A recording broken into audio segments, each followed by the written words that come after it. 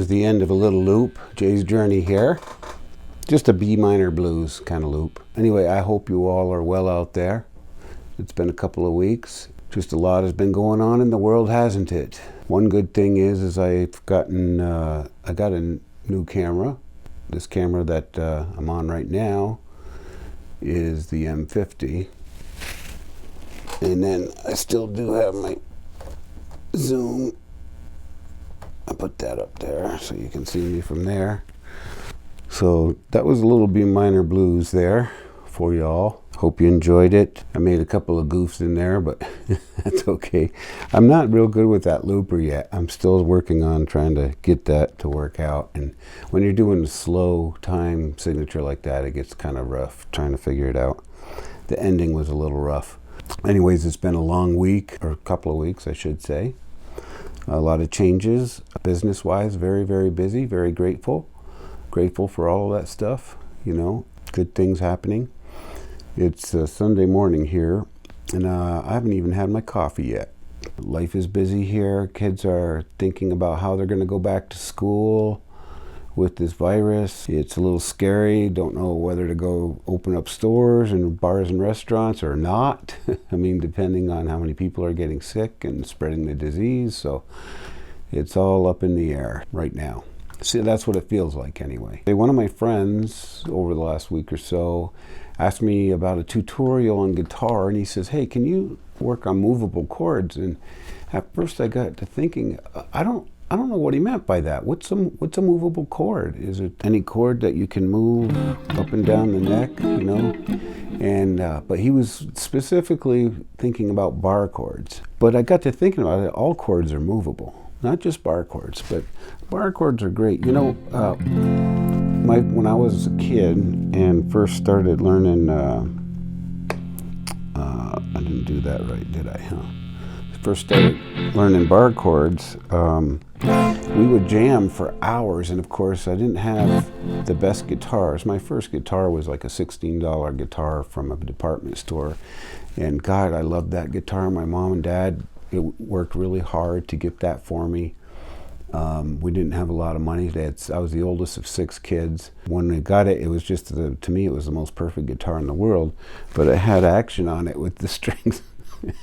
I mean, the neck was too much relief, and the action, and probably had like 14 gauge strings on it or something. It was like impossible, but learning it helped me learn muscles in my hands. I was only 10 years old, but it helped me learn a lot, you know, and I could play the cowboy chords, you know, C, D, C, G, you know, A. I think the first song I ever learned was Puff the Magic Dragon. You know, my cousin came down and taught me that song on guitar in the key of D. So I learned those chords over and over. E chord, you know, the cage, or C-A-G, E, D. I didn't learn bar chords for another, probably I was 13 or so when I started. I had a friend that had an electric guitar, and I got my first electric guitar. It was about 12 or so, 13 maybe, I don't remember. But it's somewhere in there. And we started jamming together and learning. He would, you know, we would do songs with bar chords, and you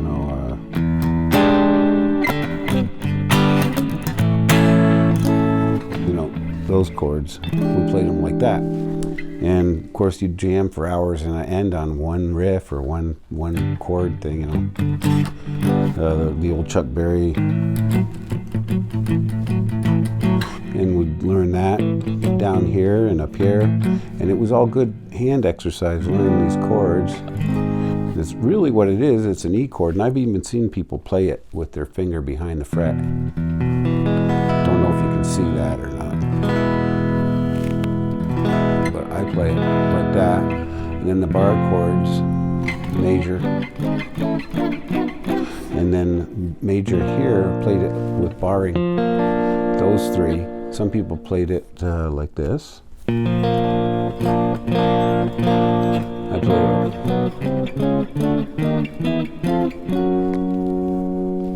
like that. Those were the majors, movable, because you can move them fret by fret by fret to any key and use them majors. The minors were easy. It was just you pick up your middle finger. there's a G minor. Move it again all over. And then the one that I think my friends were struggling with was the B minor, because they had a song probably in the key of D or whatever. They had a B minor chord in it. And that's just like the major chord, except it's up or down, which way you're thinking about it, a set of strings. So, and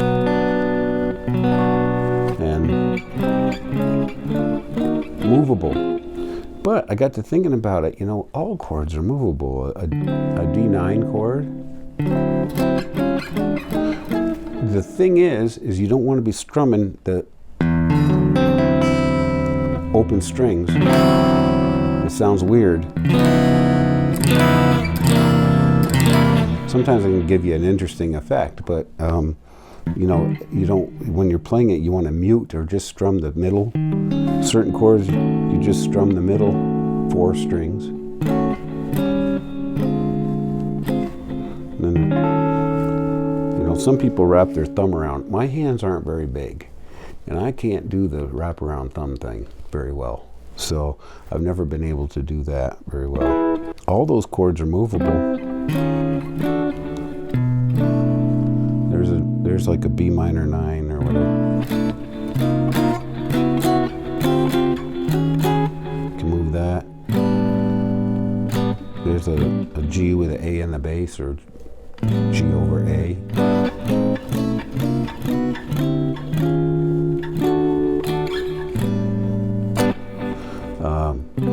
C major 7, which is the same as down here, right? And then you can play an A major 7 like that. So all these chord shapes are movable. You can move them into any key. That's what's nice about the guitar. You don't have to learn too many things where you can kind of, you know, fake it and move things around.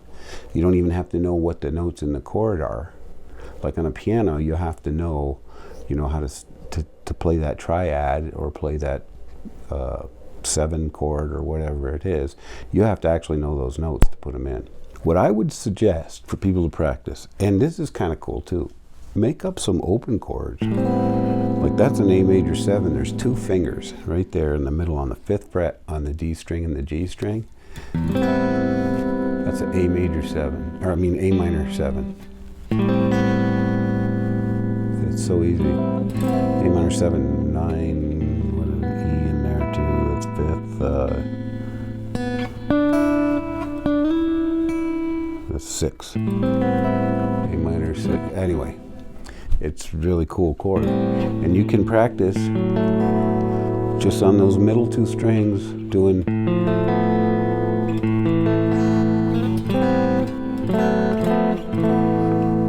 learning chords.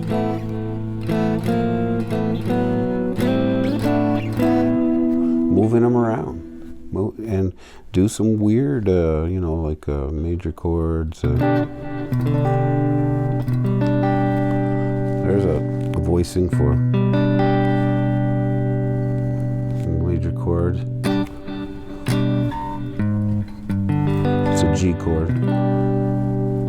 Different voicing. Here's a different voicing for a G chord. So there's all kinds of voicings you can use. Another G chord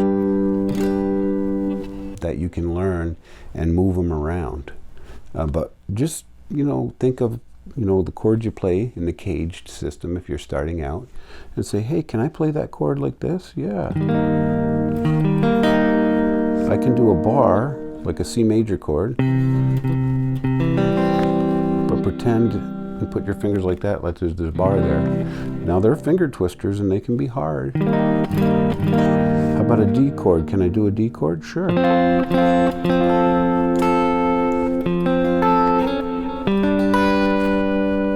know, it's a stretch and it takes a little bit to do that. Some people play it just with those 4 strings. You know, could even do that one if you could get.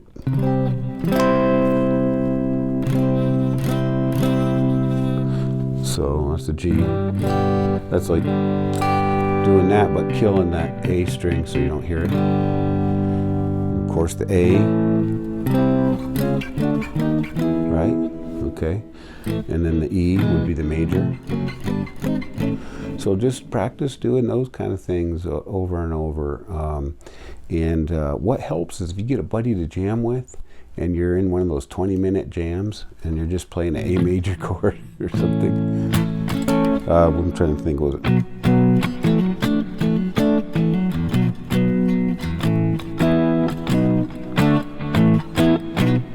When they play songs, jams, where you're playing those chords over and over again, the old rock tunes,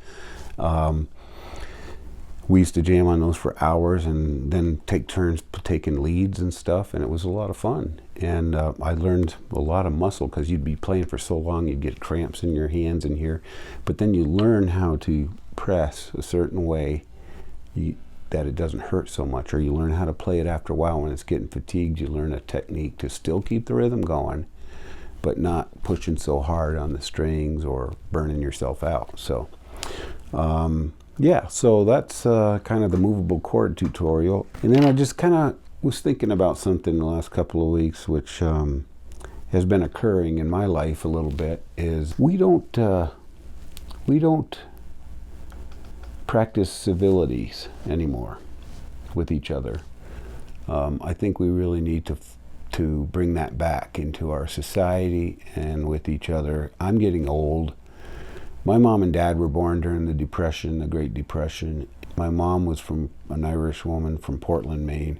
She had a thick New England accent, wicked hard accent. She used to say things to us, like when she disagreed with somebody or with us, she'd say, "I beg to differ." And what that is, I beg to differ. You know, very polite way of saying, I don't agree with you. I'm asking to, you know, in a polite way, telling someone you don't agree with them. Another thing she used to say was, cut off your nose to spite your face. There was a lot of very strong Catholic woman, a lot of little short prayers, you know, to the saints, and asking Jesus for help all the time, especially with 6 boys. She needed a lot of spiritual guidance there.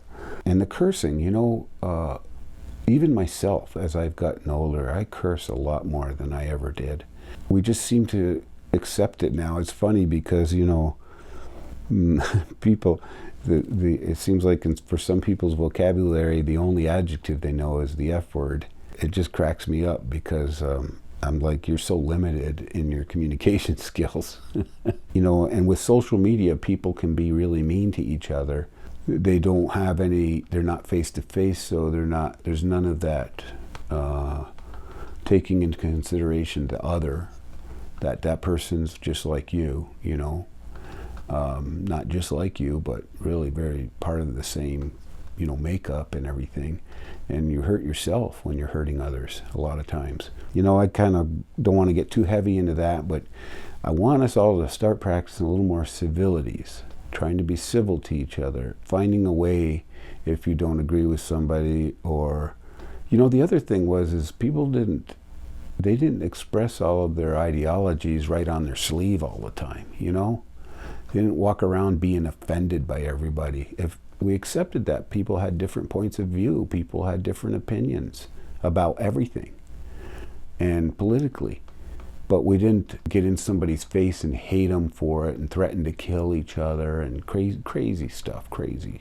I hope that you have a good week. I hope you keep tuning in. I'm going to try to get better and faster at all this stuff. Stay with me. Have a great day. Jay out here. Bye-bye.